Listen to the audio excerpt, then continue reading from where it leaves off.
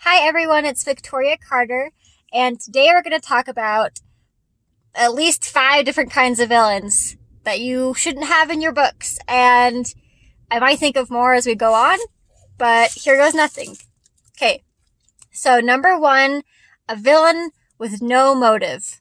Like, a villain who's just going about their business, being a villain, and you don't know why. And what are they doing? We don't know. They're just being bad. They're breaking into cars. They're stealing diamonds. And they're kidnapping damsels in distress.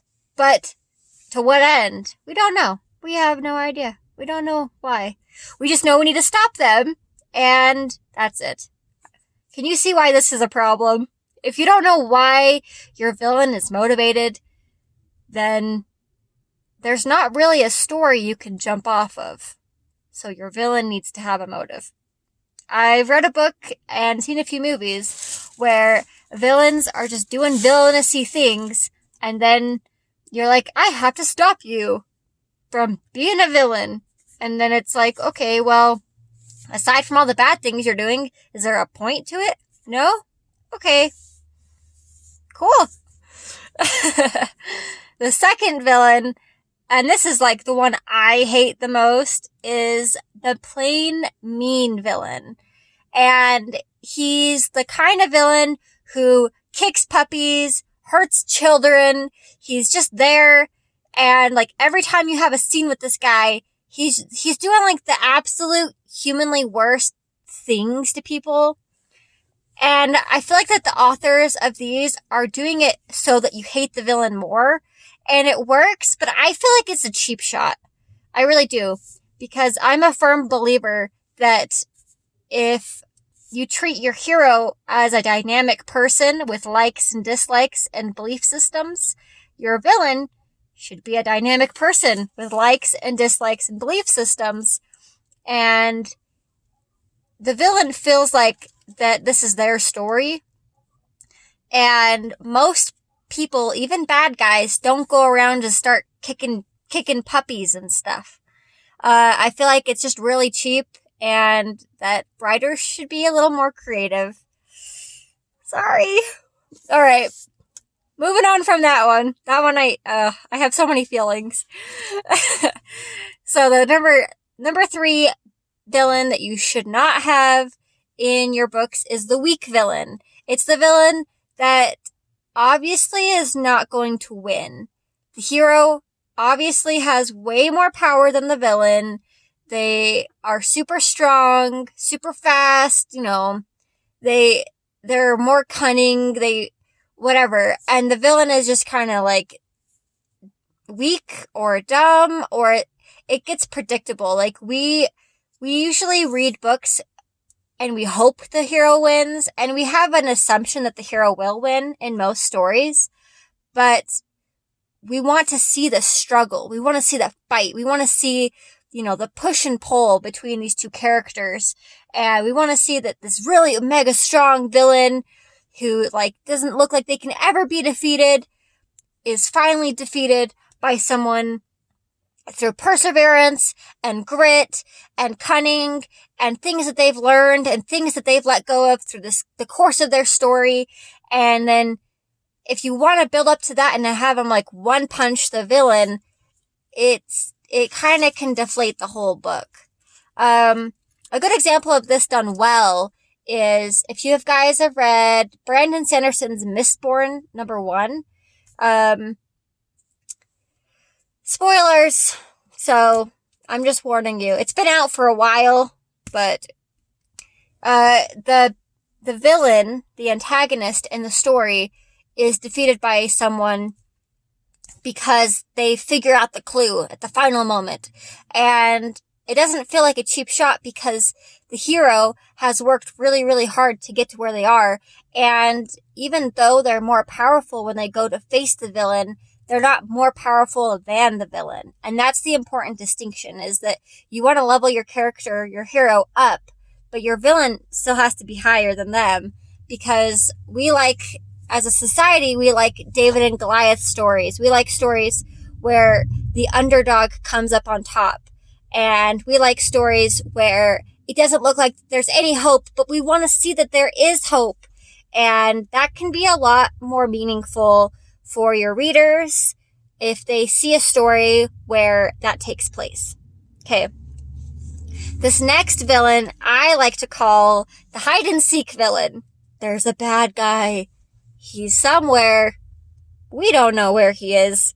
He's doing bad things. There's evidence of him doing bad things. We've heard that he can do bad things, but we don't know who he is, and we won't find out till the last chapter of the book. And I call him either the peekaboo villain or the hide and seek villain, where everyone's talking about how bad this bad guy is, but we've never actually seen him on the page.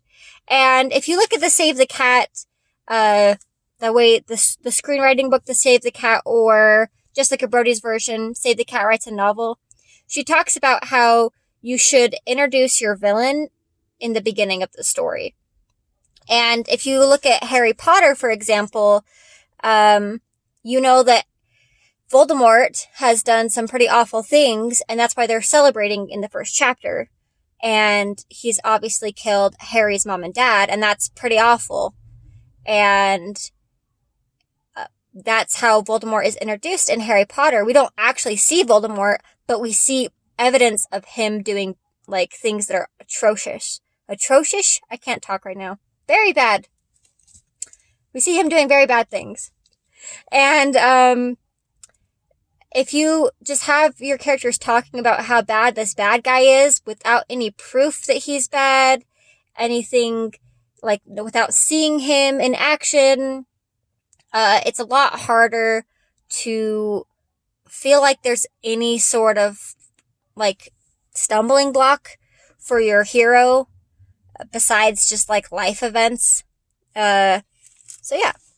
That leads us into the next one, which is the overly dramatic bad guy. This is the guy that you would see in, like, a Broadway musical, who's, like, giving speeches about how he's been orchestrating this his whole life to go against your hero, even though he only knew about your hero recently. And he's got that handlebar mustache that he's twirling. And he says, well, well, well. Or, you fools. If you write you fools, you're on the wrong path. Like, just back it up a little bit. Have some beta readers read over it. Pick a different phrase. Overly dramatic bad guys. Don't do them. Don't do them. It can come off as very, very cheesy. And it can take a lot of the conflict out of it. The next one I call is the toying bad guy. And this one I've always not understood. It's the bad guy that has the opportunity and the willpower and nothing holding them back to kill the hero. Like, they have the hero in their grasp and they could just kill the hero, and then they don't. And they choose not to do that. They're like, nah, I'll just play with him for a bit. And then the hero, like, gets out of the trap and saves the day. You can see this in the Great Mouse Detective movie, where Ratigan gets the Sherlock Holmes mouse. And instead of killing him, which he could totally do at this point in the movie, he's like, no, you're gonna die in this elaborate trap I've made. And then I'm gonna have a picture taken of it, because I can't be bothered to stick around. 'Cause evil plans. And it's like, if you really didn't like this guy and you have nothing holding you back and you're the bad guy, like, if that were me and I was the bad guy, I would just, like, I wouldn't deal with it anymore. I'd just be like, you're done. I'm gonna go do my evil stuff, and, like, you're done. I'm not even gonna worry about it. So I've never understood that. Yeah. Alright, the last one is this isn't logical bad guy. This is the bad guy that wants to destroy the world, wants to destroy the city, wants to destroy something. And I feel like that this isn't logical, because if you think about it, it's like, you live on the planet. You realize that. Like, we all breathe the same air. And, like, what about electricity and like indoor plumbing? Like, you don't want that anymore? Okay. I mean, you could just go live in the woods and ignore everybody else, but you know what? Destroying everything that we know? I guess that's a way to go about it. These are bad villains, guys. Bad in the bad way, not bad in the good way. Alright, I think I've done enough ranting for today. So just remember, guys, keep writing, and every victory is a victory. And I'll see you next time. Bye!